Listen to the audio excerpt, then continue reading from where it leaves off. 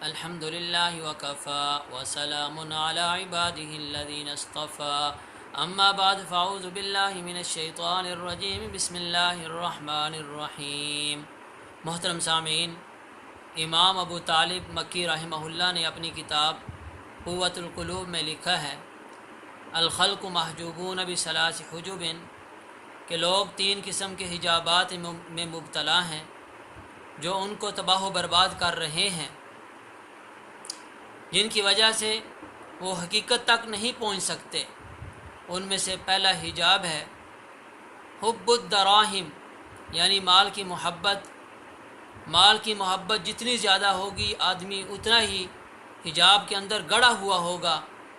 اس کی وجہ سے انسان دین سے، شریعت سے، سنت سے اور آخرت سے دور ہوگا۔ اللہ رب العزت نے جائز ذرائع سے مال کمانے اور جائز جگہوں پر خرچ کرنے سے منع نہیں فرمایا، بلکہ مال کے ساتھ بہت زیادہ محبت کرنے سے منع فرمایا ہے اور اس کی مذمت فرمائی ہے۔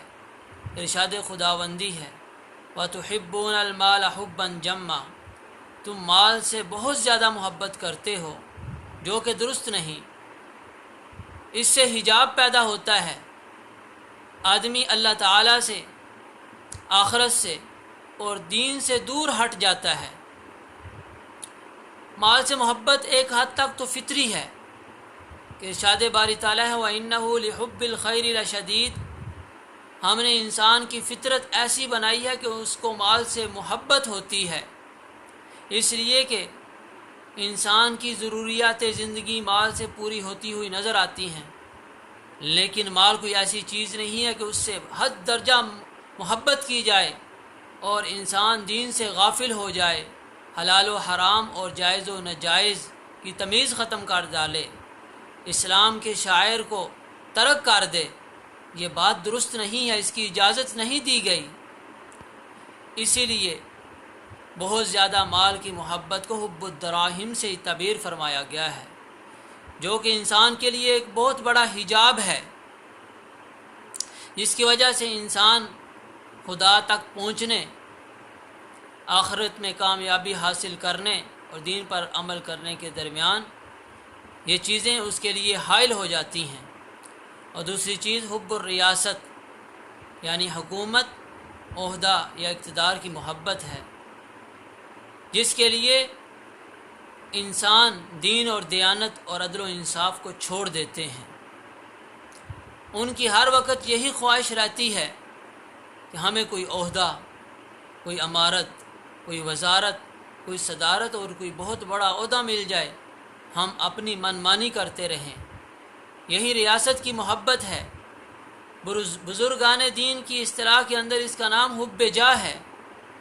محترم سامعین، حب مال اور حب جاہ یہ ہلاک کر دینے والی چیزیں ہیں۔ جو بندہ ان حجابات کے اندر مبتلا ہو جاتا ہے، اس کی خود غرضی کی انتہا ہو جاتی ہے۔ باپ بیٹے کا، بیٹا باپ کا اور بائی بائی کا دشمن بن جاتا ہے۔ یہ ایسی بری چیزیں ہیں۔ اور تیسرا حجاب طاعت النساء، عورتوں کی اطاعت کرنا۔ اللہ اور اس کے رسول کی اطاعت کرنے کی بجائے لوگ عورتوں کی اطاعت کرنے کو فخر سمجھنے لگتے ہیں۔ عورتیں جس طرح چلاتی ہیں اس طرح چلنے لگتے ہیں۔ انسان کی حالت یہ ہو جاتی ہے کہ وہ انسانیت کی فلاح کی بجائے عورتوں کی اطاعت، شرم و حیا کی بجائے عورتوں کی اطاعت کو یہ اول و آخر سمجھنے لگتا ہے، یہاں تک کہ اس کی حالت یہ ہو جاتی ہے کہ وہ جائز و ناجائز، حلال و حرام کے اندر اس کے لیے سرے سے تمیز اٹھ جاتی ہے۔ اللہ رب العزت سے دعا ہے کہ اللہ رب العزت ہمیں ایسے حجابات سے، ایسی چیزوں سے بچائے کہ ہم حقیقت تک نہ پہنچ سکیں۔ اللہ رب العزت سے دعا ہے کہ اللہ رب العزت ہمیں ایسی چیزوں سے بچنے کی توفیق عطا فرمائے۔ وآخر دعوانا الحمد للہ رب العالمین۔